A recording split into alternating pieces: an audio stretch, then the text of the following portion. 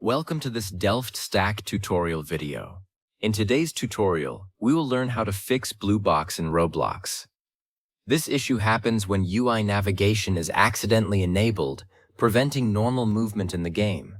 And as you can see, when I try to move around in Roblox, a blue outline appears around buttons instead of your character moving. This is not a glitch, but a setting that has been turned on by mistake. To fix this, just press the Escape key on your keyboard and go to the Help tab at the top. And from here, you will see the Miscellaneous category, and you will find an option labeled as UI Selection Toggle.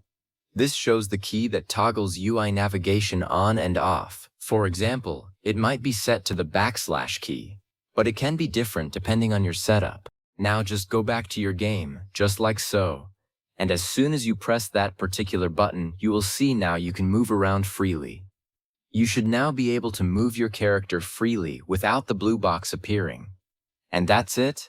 Thanks for watching, and don't forget to check out our next DelftStack tutorial video.